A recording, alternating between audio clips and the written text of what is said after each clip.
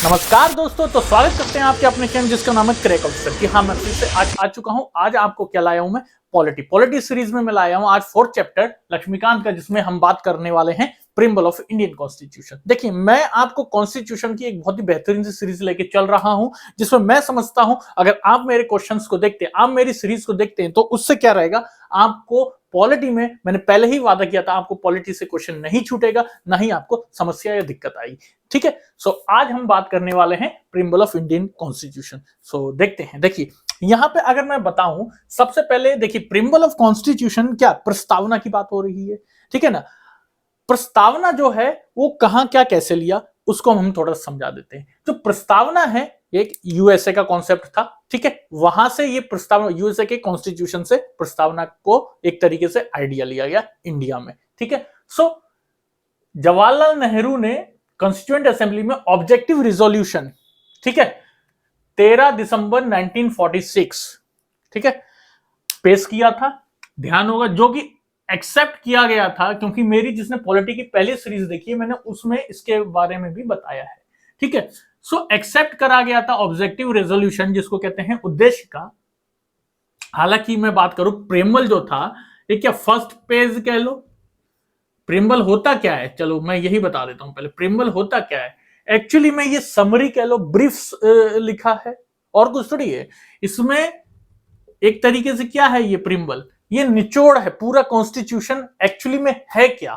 सो एक summary briefly लिखी हुई है इस एक पेज पे। ठीक है ना।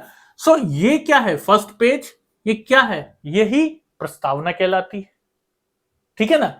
अमेरिका, यूएसए का कॉन्सेप्ट है, वहां का आइडिया है ये। ठीक है, कहां का, यूएसए का।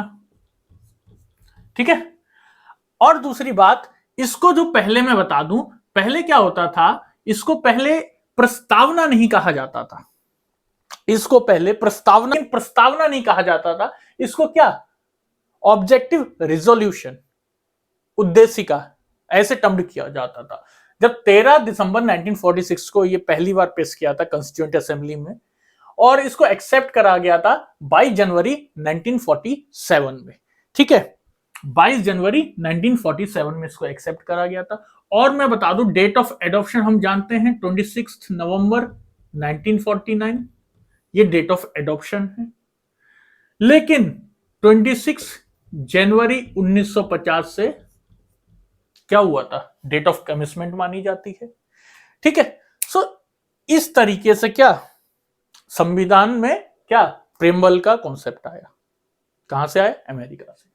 अब देखते हैं इसके बारे में लोगों ने क्या क्या राय दी, अपनी अपनी क्या क्या लोगों ने कहा, उसको समझते हैं। देखिए, एक थे N.A. पालकीवाला, ठीक है, कॉन्स्टिट्यूशनल एक्सपर्ट थे, एक जूरिस्ट भी थे।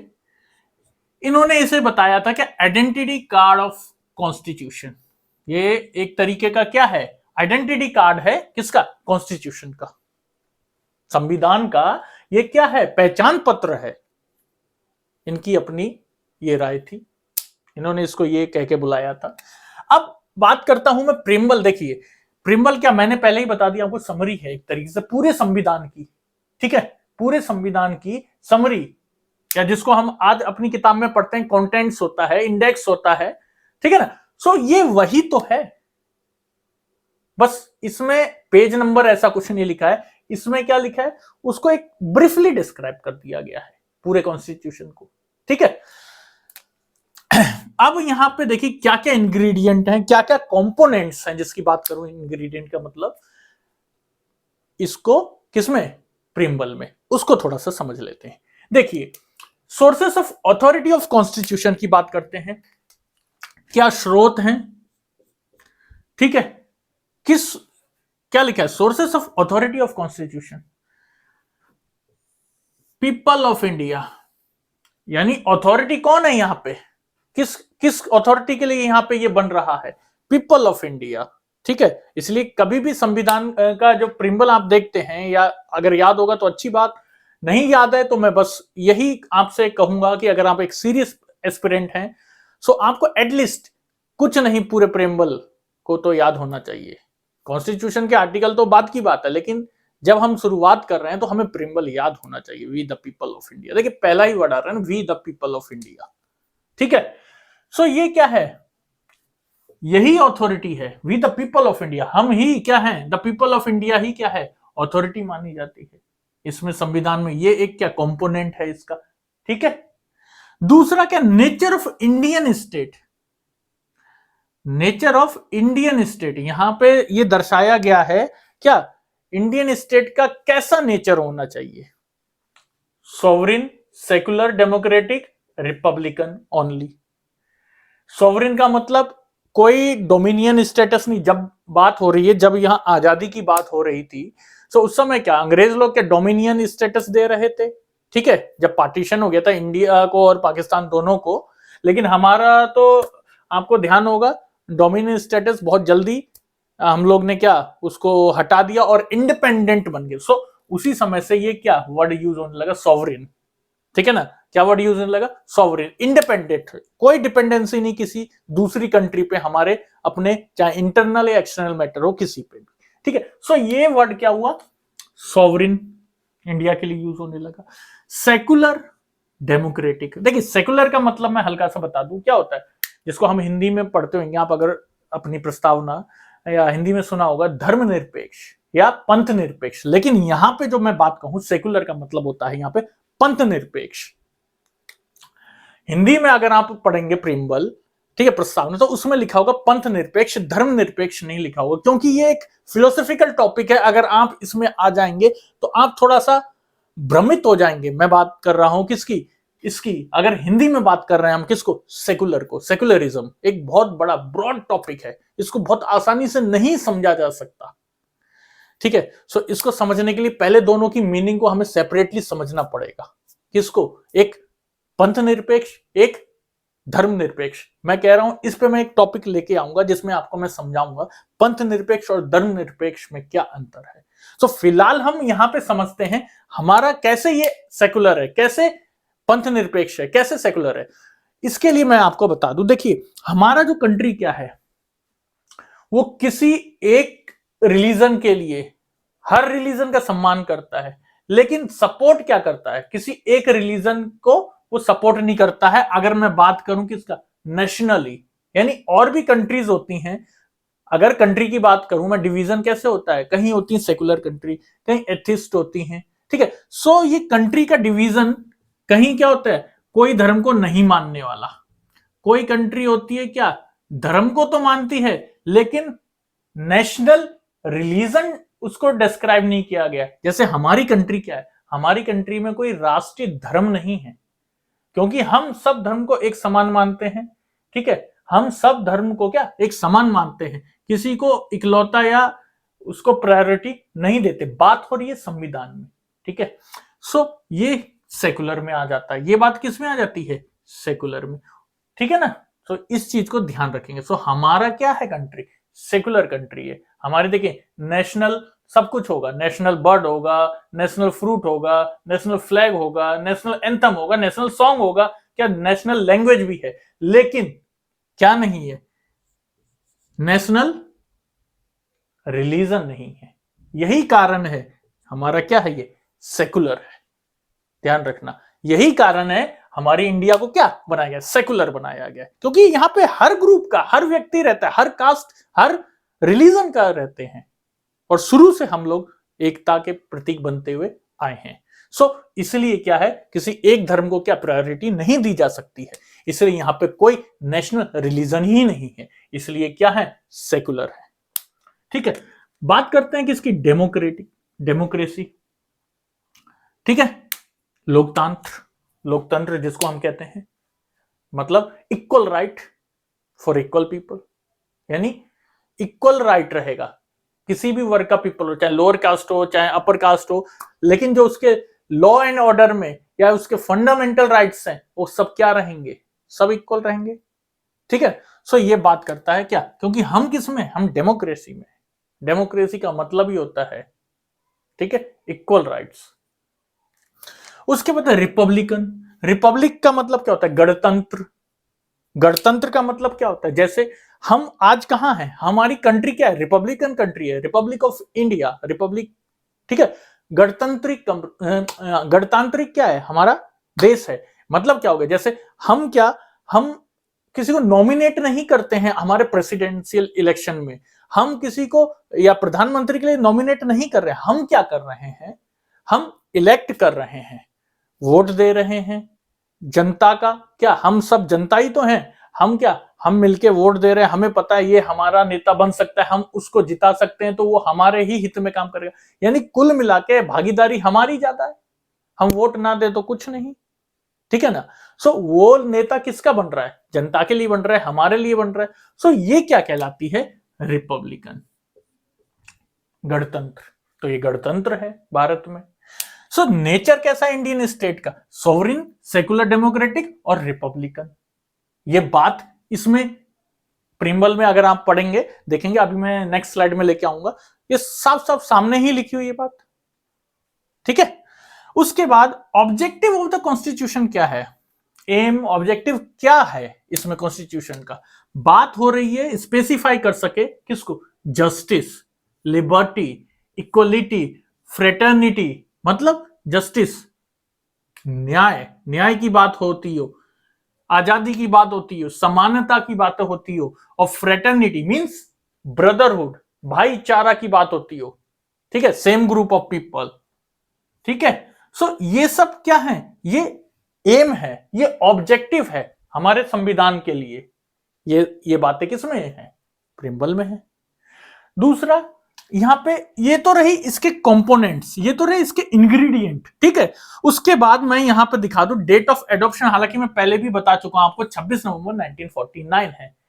इसको इस समय क्या क्या करा गया था, इसको एडॉप्ट कर लिया गया था, मतलब कॉन्स्टिट्यूएंट असेंबली में इस समय तो एक्सेप्ट कर लिया गया था, लेकिन कहते हैं ना बन के पूरा तैयार हो गया था, तो 26 नवंबर 1949। फिर धीरे धीरे कुछ अमेंडमेंट्स कुछ और होते रहे, बात इसकी नहीं कर रहा हूं, पूरे कॉन्स्टिट्यूशन की बात कर रहा हूं। सो 1950 में क्या हुआ, 26 जनवरी 1950 में क्या हुआ, अंत में हम क्या कहते हैं उसको, डेट ऑफ कमिटमेंट वो बनाई गई, जिसको एज अ रिपब्लिक डे, गणतंत्र दिवस भी मनाया जाता है।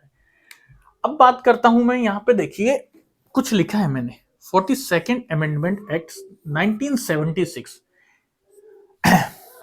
इसको मैं थोड़ा बाद में बताता हूं, क्योंकि देखिए ये 3 वर्ड जो ऐड हुए ना, मैं थोड़ा सा इसको बाद में बताऊंगा नेक्स्ट पार्ट में, या चलिए अभी बताता हूं, मैं इसको बता ही देता हूं जब आ गए हैं तो। देखिए क्या हुआ था, अभी तक अगर मैं बात करूं, प्रिम्बल जो है, प्रस्तावना जो है, ये कभी भी एक आध बार भी अमेंड नहीं हुआ, सिवाय एक बार को छोड़ के, अंडर आर्टिकल 368, ठीक है। अंडर आर्टिकल कहां लिख दूं, यहीं लिख देता हूं, 368 अंडर आर्टिकल्स क्या है, पहले क्या था इसमें 85 वर्ड थे, पहले क्या था इसमें 85 वर्ड थे। अगर आप देखें एक बार, अगर आपके पास इंटरनेट का सोर्स है, या मैं स्लाइड डाल दूंगा, फोटो डाल दूंगा, जिसमें कंपैरिजन दिख जाएगा आपको रिसेंट का और पहले का प्रिम्बल, दोनों में कितना फर्क है। उसमें क्या था, पहले में 85 वर्ड थे, इसमें 3 वर्ड को और ऐड करा गया, सोशलिस्ट, सेकुलर और इंटेग्रिटी। सोशलिस्ट, सेकुलर और इंटेग्रिटी, ये 3 वर्ड को उसमें क्या करा गया, जोड़ा गया। अभी जब मैं प्रस्तावना का नेक्स्ट स्लाइड लाऊंगा उसमें आपको अभी मैं दिखाऊंगा, ठीक है। उसके बाद मैं बता दूं, जोड़ा जब गया ना, ये ऐसे ही नहीं जोड़ा गया, क्योंकि इसके ऊपर कई बार क्या कुछ केसेस आ रहे थे, उसको हम यहां पे अभी डिस्क्राइब करेंगे, ठीक है। पहले इसकी क्या सिग्निफिकेंस है, क्या इंपॉर्टेंस है प्रिम्बल की, उसको थोड़ा सा समझ लेते हैं। एक्चुअली में ये क्या basic principles and fundamental values को बताता हो, पॉलिटिकल, मॉरल और रिलीजियस वैल्यूज, पॉलिटिकल, नैतिकता, धार्मिकता, ठीक है। तो ये सब क्या, ये सब की वैल्यूज को बताता हो।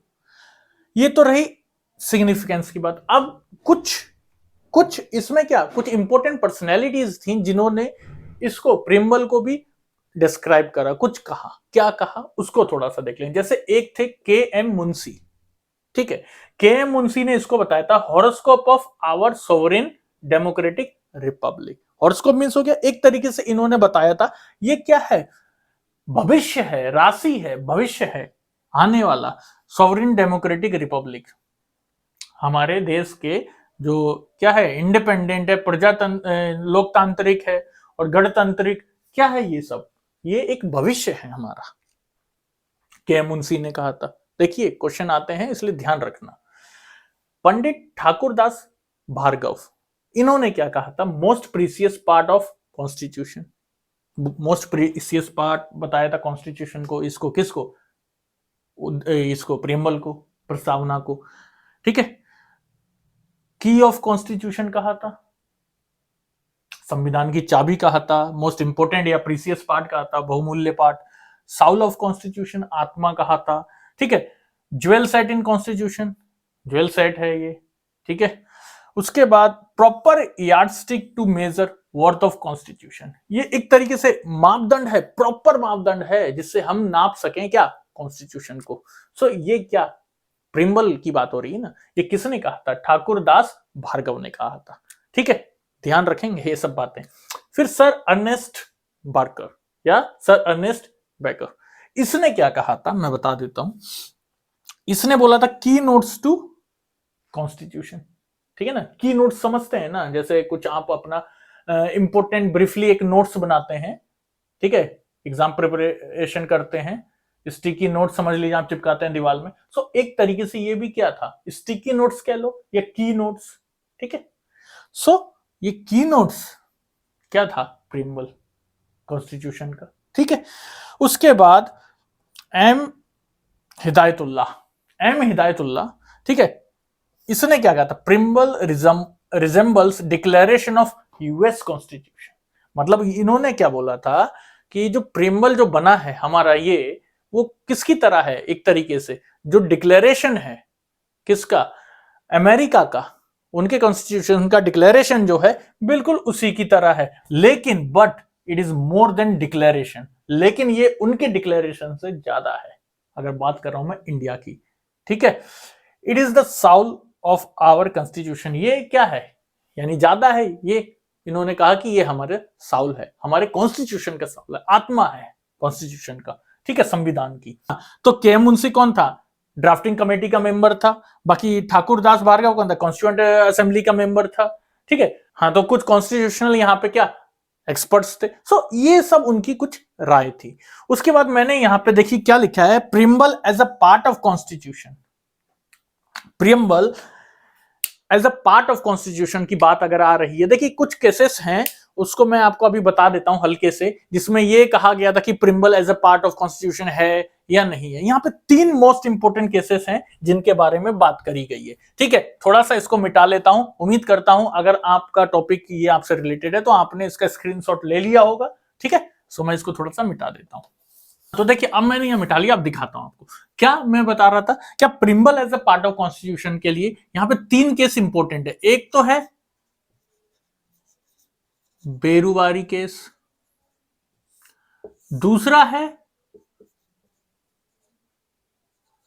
केशवानंद केस, केशव आनंद केस, ये था आपका 1960, ये था आपका 1973, और यहां पे आ जाते हैं, ये आपका था LIC versus union of India, ठीक है, 1995। ये 3 केस थे जो प्रियम्बल को डिस्क्राइब कर रहे हैं यहां पे। अगर मैं बात करूं, पहला बेरुवारी केस था, इसमें जो था प्रियम्बल, इसको बताया गया था क्या, is not a part of constitution. देखिए मैं ये केस को आपको पहले बता दूं, एक केस के लिए मैं आपको एक सेपरेट वीडियो बनाऊंगा, ठीक है। जैसे मैंने AK गोपालन वर्सेस यूनियन ऑफ इंडिया जो बनाई है, उसको मैं कह रहा हूं जिसने नहीं देखी पहले मेरी प्लेलिस्ट में जाके देख ले, क्योंकि कुछ इंपॉर्टेंट जजमेंट्स हैं वो बहुत ज्यादा हमारे टॉपिक में इंपॉर्टेंट है, हमारे एग्जाम के लिए भी, ठीक है। सो इसलिए मैं कह रहा हूं ये जो ये है ना, इनको भी मैं सेपरेट वीडियो में दिखाऊंगा। बेरुवारी केस हो, केशवानंद भारती केस हो गया, ठीक है। सो ये सब केसेस जो इंपॉर्टेंट केसेस हैं। सो यहां पे हम बात कर रहे हैं एज अ प्रियम्बल। सो क्या है, बेरुवारी केसेस में बताया गया है preamble is not a part of constitution, ये कहा गया। लेकिन केशवानंद भारती केस में क्या बताया गया, preamble is a part of constitution. यहां बोला गया क्या कि प्रियम्बल पार्ट है कॉन्स्टिट्यूशन का, ठीक है। प्रियम्बल क्या है, पार्ट है कॉन्स्टिट्यूशन का, यानी यहां पे अगर मैं बात करूं अमेंडमेंट की, यहां पे किसकी बात करूं मैं, अमेंडमेंट की। सो अमेंडमेंट तो हो सकता है, यहां पे बात हुई थी कि अमेंडमेंट हो सकता है, बट द बेसिक स्ट्रक्चर, यहां पे बेसिक स्ट्रक्चर की बात करी गई थी। सो बेसिक स्ट्रक्चर क्या होगा, उसके साथ छेड़छाड़ नहीं करी जाएगी। ठीक है, केशवानंद भारती केस में क्या, हम इसको डीपली पढ़ेंगे, बस यहां इतना जान लेते हैं कि इस केस में क्या बात करी गई थी एज प्रिम्बल पर्सपेक्टिव। ठीक है, सो बेरुबारी में तो बात कही गई थी कि preamble is not a part of constitution. Keshavananda Bharati case में बात करी गई थी yes preamble is a part of constitution. ठीक है, बेसिक स्ट्रक्चर के साथ कोई छेड़छाड़ नहीं करी जाएगी। और तीसरा एलआईसी, इसमें क्या गया, क्या कहा गया था एलआईसी वाले केस में, इसमें कहा गया था प्रियम्बल जो है is the integral part of constitution. क्या बताया था एलआईसी ऑफ इंडिया वाले केस में, प्रियम्बल जो है इंटेग्रल पार्ट ऑफ कॉन्स्टिट्यूशन है। यहां भी प्रियम्बल को क्या बताया गया था, is a part of constitution, ये भी पार्ट ऑफ कॉन्स्टिट्यूशन। बस बेरुबारी केस में जो बताया गया था क्या, is not a part of constitution. So ये तो रहा हमारा, हमने जाना कि यहां पे preamble as a part of constitution है। लेकिन देखिए अब जब ये बात हो रही है preamble as a part of constitution, so थोड़ा सा इसको और समझ लेते हैं। क्या, जैसे हमारा डीपीएसपी है, जैसे हमारा फंडामेंटल ड्यूटीज है, राइट नहीं, देखिए फंडामेंटल राइट अभी हम पढ़ेंगे, और फंडामेंटल ड्यूटीज और डीपीएसपी, ठीक है, और ये प्रिम्बल, ये जो है पहले तो मैं बता दूं बहुत ज्यादा इंपॉर्टेंट है। दूसरी बात, फंडामेंटल राइट की बात करूं, जो मौलिक अधिकार की बात हो रही है, ये क्या है, ये जस्टिसेबल है, फंडामेंटल राइट। और बाकी ये जितने हैं डीपीएसपी प्रिम्बल, ये क्या है, नॉन जस्टिसेबल है, नॉन जस्टिसेबल, क्योंकि ये फंडामेंटल ड्यूटीज है, हमारा कर्तव्य है। डीपीएसबी में कुछ बातें लिखी गई हैं कॉन्स्टिट्यूशन के लिए, सो वो क्या हमारे कर्तव्य कैसे हो सकती हैं, वो लॉ मेकिंग एक ड्यूटीज है, किसकी, स्टेट की, उसके बारे में बातें लिखी गई हैं। प्रियम्बल क्या है, प्रियम्बल कोई पावर को या कोई इसको नहीं, प्रोहिबिशन को नहीं डिस्क्राइब करता है।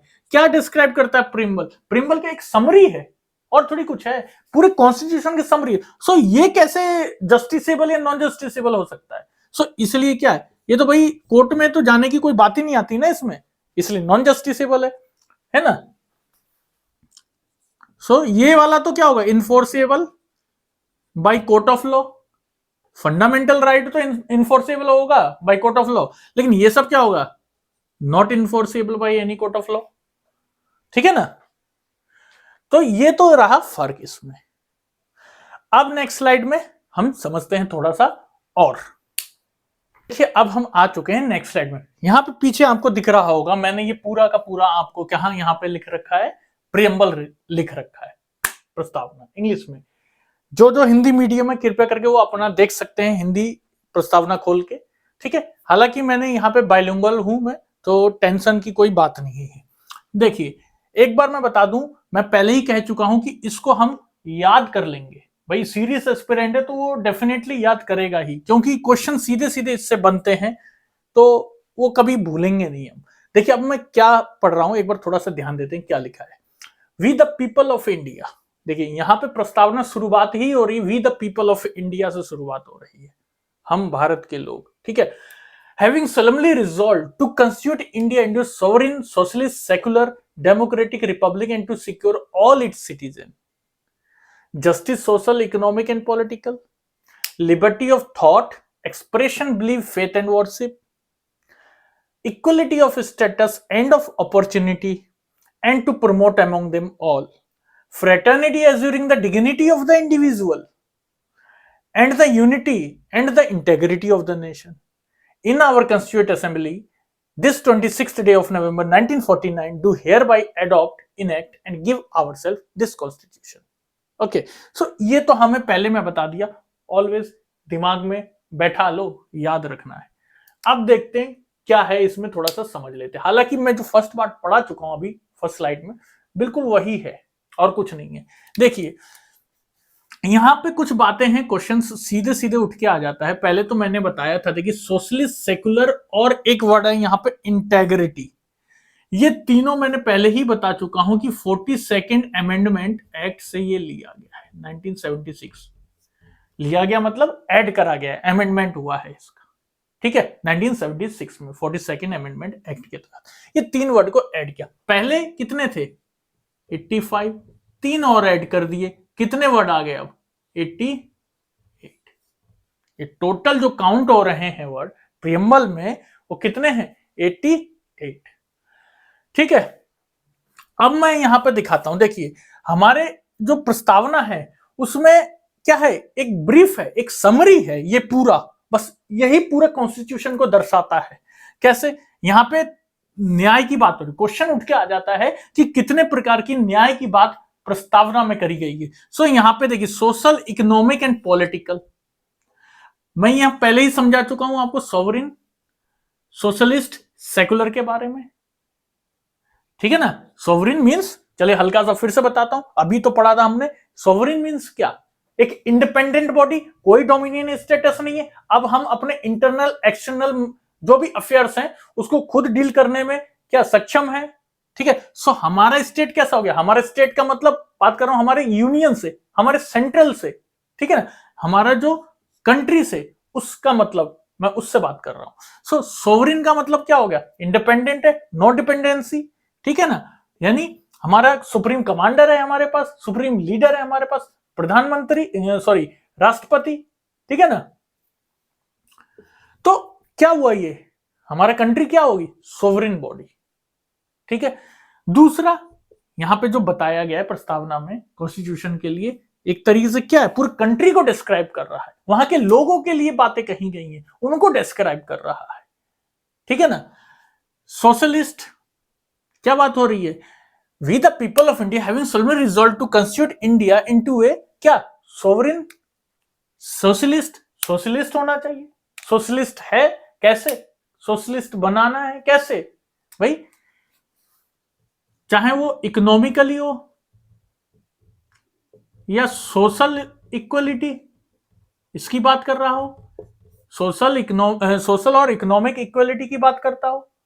कैसे सोशल इक्वलिटी? कोई there should be no discrimination, किसमें? चाहे वो कास्ट हो, चाहे सेक्स हो, ठीक है, चाहे कोई रिलीजन हो, ठीक है, या इक्वल अपॉर्चुनिटी ऑफ जॉब, ये सब क्या सोशलिस्ट में आ जाते हैं, ये सब होना चाहिए, ठीक है, ठीक है ना। उसके बाद सेकुलर अभी पढ़ा चुका हूं मैं। सेकुलर, देखिए इन वर्ड को थोड़ा सा यहां जब प्रिम्बल में ये लिखे बहुत ज्यादा इंपॉर्टेंट हो जाते हैं, इनका जो वर्ड है मीनिंग को समझना बहुत ज्यादा जरूरी हो जाता है। सेकुलर को मैं ऑलरेडी बता चुका हूं, क्या? पंथ निरपेक्ष अगर हिंदी में कहें तो, ठीक है, मतलब किसी एक रिलीजन को प्रायोरिटी ना देना, मतलब हम इंडिया में हैं सो हर रिलीजन क्या हमारे लिए इक्वल है, एक समान है, ठीक है, हर रिलीजन एक समान है। ये जो कंट्री है इंडिया, यहां पे हर धर्म का एक समान सम्मान होता है, ठीक है, इसलिए ये क्या है? सेकुलर है। लेकिन कुछ लोगों को सेकुलर नहीं लगता है, ठीक है ना। उसके बाद डेमोक्रेसी की बात आ रही है। डेमोक्रेटिक क्या है? डेमोक्रेटिक अभी बताया था मैंने, जिसमें क्या बात आ जाती है? लोकतांत्रिक। अभी बात हो रही ना, इक्वल, सब कुछ इक्वल हो, इक्वल स्टेटस हो। लोकतांत्रिक में क्या होता है भाई? लोग सब समान हो, उनके लिए सब नियम कानून समान हो, ऐसा कोई नहीं कि अपर कास्ट या अपर इकोनॉमिकल स्टेटस वाला उसके लिए लॉ अलग बने हो, नहीं, ऐसा कुछ नहीं भाई। डेमोक्रेसी है इंडिया की। और रिपब्लिक, गणतंत्र जिसकी बात हो रही है, सुप्रीम लीडर है हमारे पास, हमारा प्रेसिडेंट है, ठीक है, उसको कैसे इलेक्ट करा जाता है, ठीक है ना। उसको इलेक्ट करने की क्या एक प्रोसेस है, जनता के द्वारा हम लोग इलेक्ट करते हैं एक तरीके से, बाय इनडायरेक्ट इलेक्शन कह सकते हैं, ठीक है ना। वो तो प्रेसिडेंट का तो हम जब पढ़ेंगे तब हम समझा देंगे क्या इलेक्शन का प्रोसेस है वहां पे। फिलहाल अगर मैं बात करूं, रिपब्लिक की गणतंत्र है, हम अपने लीडर को चुनने के लिए कैसे यूज कर रहे हैं अपनी पावर को? वोट देके, ठीक है ना। सो ये क्या हम इलेक्ट कर रहे हैं ना, कोई नॉमिनेट नहीं कर रहे हैं ना, तो ये क्या होता है, ये रिपब्लिकन या रिपब्लिक ऑफ इंडिया, देखे ना पासपोर्ट में यही तो लिखा रहता है, ठीक है ना, गणतंत्र, to secure all its citizen. उसके बाद यहां पे बात हो रही है जस्टिस की। देखिए क्वेश्चन सीधे सीधे उठ के आ जाता है कि 3 प्रकार की जस्टिस है, कौन सी, सोशल, अभी बताया था, इकोनॉमिक और पॉलिटिकल। ये न्याय की बात हो रही है, 3 प्रकार के यहां पे प्रिम्बल में हमारे पास दर्शाए गए हैं, कौन कौन से, सोशल, इकोनॉमिक और पॉलिटिकल न्याय की बात हो रही है। यानी कोई भी डिस्क्रिमिनेशन नहीं होना चाहिए, कुल मिला के बात यही हो रही है। अगर सोशल की मैं बात करूं, चाहे वो इकोनॉमिकली हो, चाहे वो पॉलिटिकली हो, ठीक है ना। सो ये क्या, न्याय, न्याय कैसा होना चाहिए, कोई भी पॉलिटिकल स्टेटस देख के नहीं कि वो पीएम है या फिर वो विधायक का बेटा है, ये इधर नॉर्मल बेटा है किसी का, सो वो पॉलिटिकल क्या होना चाहिए, नहीं, ठीक है ना। इसलिए इस चीज को थोड़ा सा ध्यान रखेंगे। जस्टिस कितने प्रकार के हैं यहां पे, 3, ठीक है, सोशल, इकोनॉमिक और पॉलिटिकल न्याय। उसके बाद लिबर्टी, बात हो रही है लिबर्टी। लिबर्टी यहां पे कितने प्रकार की, हाँ एक और चीज मैं बता दूं, ये जो कॉन्सेप्ट है जस्टिस, सोशल, इकोनॉमिक और पॉलिटिकल, ये रशियन रिवॉल्यूशन, रसिया की क्रांति से ये कॉन्सेप्ट को लिया गया है। क्वेश्चंस बन जाते हैं इन पे, ठीक है, इस चीज को याद रखेंगे।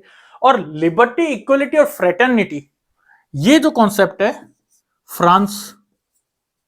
फ्रेंच रेवोल्यूशन से लिया गया है, ठीक है। इस चीज को हम ध्यान करते हुए चलेंगे। ध्यान करने का मतलब ध्यान में नहीं बैठ जाना है, समझे, नोट डाउन कर लेंगे कॉपी में और रिवीजन में इजी रहेगा आपको, ठीक है। प्रियम्बल देखिए बहुत आसान भाषा में मैंने समझाया है, ज्यादा गैच मतलब इधर उधर ज्यादा ताक झाक करने की जरूरत नहीं है, बहुत आसानी से इसी से सब कुछ क्वेश्चन अगर बन रहा है आ जाएगा, कुछ अलग नहीं आएगा, ठीक है। लिबर्टी की अगर मैं बात करूं भाई, liberty of thought, expression, believe, faith and worship, भाई आजादी है, कहीं भी कर लो भाई पूजा कहीं भी पूजा बैठ के कर लो, ये आजादी भारत में ही है भाई। ट्रेन में जा रहे तो ट्रेन में कर लो भाई, रोड में बैठ गए बैठ जाओ, शुरुआत कर दो अपनी पूजा की, भाई आजादी है, लिबर्टी है, हमारे प्रस्तावना में भी लिखी है साफ साफ, भाई इसलिए कर रहे हैं, संवैधानिक अधिकार बता दिया है, कर लो भाई, कहीं कर लो। लेकिन भाई सर एक बात सुनिए, आजादी है, लिबर्टी ऑफ एक्सप्रेशन भी है, लिबर्टी ऑफ थॉट भी है, वर्शिप भी है, फेथ भी है, बिलीफ भी है, लेकिन क्या भाई किसी को डिस्टर्बेंस तो नहीं होना चाहिए। अगर उस आजादी, वो जो आपका लिबर्टी आप जो कह रहे हैं वो मेरी लिबर्टी है, लेकिन उससे कोई व्यक्ति, पर्सनल नहीं, एक पब्लिक बात हो रही कि जनता परेशान हो रही, सिटीजन भी परेशान हो रहे हैं, आप एक पर्सनल एक कार्य के लिए कई जनता को ज्यादा को परेशान कर रहे हैं, सो वो लिबर्टी फिर नहीं कहलाएगी, ठीक है ना। इसके भी क्या नियम है ना, ऐसा नहीं होना चाहिए भाई। उत्तर प्रदेश में है तो कई बार ये बातें निकल जाती हैं, कोई पर्सनली नहीं लेगा बस। दूसरा, इक्वलिटी ऑफ स्टेटस, ठीक है ना, equality of status and of opportunity and to promote among them all, भाई स्टेटस में भी इक्वलिटी होनी चाहिए, ये बता दिया। क्वेश्चन आ जाता है कितनी प्रकार की लिबर्टी है, देखिए जस्टिस बताई 1 2 3, ये हो गई 3 प्रकार की जस्टिस। कितनी प्रकार की हो गई न्याय, 3 प्रकार की। लिबर्टी की बात करते हैं, of thought, expression, belief, faith and worship, कितने हो गए, 1 2 3 4 5, ठीक है। लिबर्टी कितनी हो गई, ठीक है, लिबर्टी कितनी हो गई, 5। उसके बाद इक्वलिटी की बात करते हैं, समानता, ये क्या, स्टेटस, अपॉर्चुनिटी, कितनी हो गई, equality of status and of opportunity, ये तो हो गई 2 प्रकार की, क्या हो गई, इक्वलिटी, ठीक है ना, 2 प्रकार की इक्वलिटी हो गई, भाई इक्वल स्टेटस मिले या इक्वल अपॉर्चुनिटी मिले, ठीक है, और प्रमोट करा जाए, ठीक है। सो ये बातें हो गई। उसके बाद फ्रेटर्निटी, फ्रेटर्निटी अभी समझाया था मैंने, मींस क्या, भाईचारा, brotherhood. Fraternity assuring the dignity of the individual, unity and the integrity of the nation, ठीक है, भाईचारा जो बात हो रही है यहाँ पे, ठीक है, किसकी? भाईचारे की। हम अगर इंडिया में रह रहे हैं, हमारे पास एक वर्ड है, सिंगल सिटीजनशिप। सिंगल सिटीजनशिप ये क्यों अडॉप्ट करा गया? ये कॉन्सेप्ट को हमने क्यों अडॉप्ट करा? कारण क्या है अडॉप्ट करने का? जो जितने भी कॉन्स्टिट्यूशन के मेकर थे, जितने भी संविधान के निर्माता थे, बनाने वाले थे, उन्होंने सिंगल सिटीजनशिप को जो अडॉप्ट करा, इसका एक इंपॉर्टेंट कारण था ब्रदरहुड, फ्रेटर्निटी, भाईचारा, इसको बढ़ावा देना, और नेशनलिज्म, पैट्रियोटिक भावना, उसको जगाए रखना। ठीक है ना? यानी हम अगर स्टेट में, देखिए मैं यूपी का हूं, आप बिहार के हैं, ये बंगाल का है, लेकिन क्या भाई, मेरा रिलीजन अलग है, आपका रिलीजन अलग है, लेकिन हम जानते हैं हम सबके पास सिटीजनशिप क्या है? एक। हम किसके नागरिक हैं? किसके? सिर्फ भारत इंडिया के नागरिक हैं। सो ये वर्ड, ये चीज क्या है? हमें जोड़े रखती है। अगर आप बाहर जाते हैं, विदेश जाते हैं, तो क्या है, आप ये नहीं कहते मैं यूपी का हूं, शायद ही कोई पहचानता हो यूपी से। ठीक है ना? अमेरिका वाला अगर यहां आ जाता है तो अपना नॉर्मली वो स्टेट बताता है, जो हाईलाइटेड है वो हम जान जाएंगे, लेकिन जब वो अमेरिका कहेगा तो सीधे सीधे आप समझ जाएंगे, yes he is from America. वैसे ही हम अगर फॉरेन कंट्री जाते हैं तो हम बताएंगे यूपी, ठीक है, जानते होंगे कुछ, लेकिन मोस्टली कैसे? इंडिया, इस तरीके से जानेंगे ना। इंडिया जो मेन पहचान है हमारी, पासपोर्ट में यूपी क्यों नहीं आता फिर? है इसलिए तो आता है। हम क्या हैं?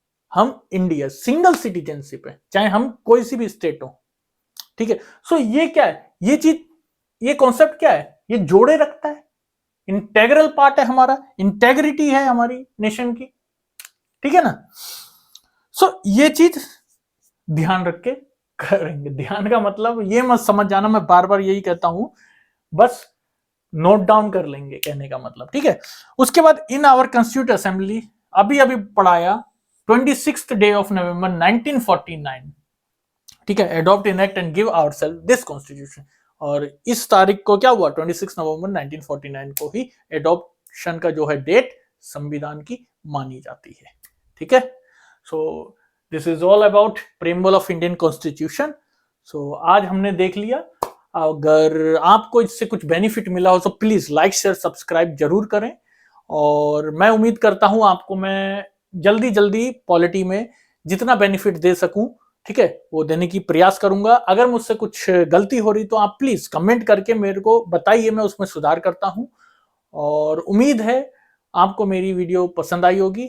ठीक है? और जो केसेस रह गए मैंने जिसकी बात करी थी, उसको मैं सेपरेट वीडियो में भी बता दूंगा। ठीक है? सो नेक्स्ट पार्ट इसके बाद हम एक लेके आएंगे, मैं बता दूं इसमें इंपॉर्टेंट, हम आर्टिकल्स को थोड़ा सा डिस्कस करेंगे। ठीक है? इंपॉर्टेंट आर्टिकल्स को थोड़ा सा डिस्कस करने के बाद फिर हम बात करते हैं आर्टिकल 1, फिर शुरू करेंगे। ठीक है? तो आज के लिए इतना ही, फिर जल्दी ही मिलते हैं। धन्यवाद, शुक्रिया और जय हिंद।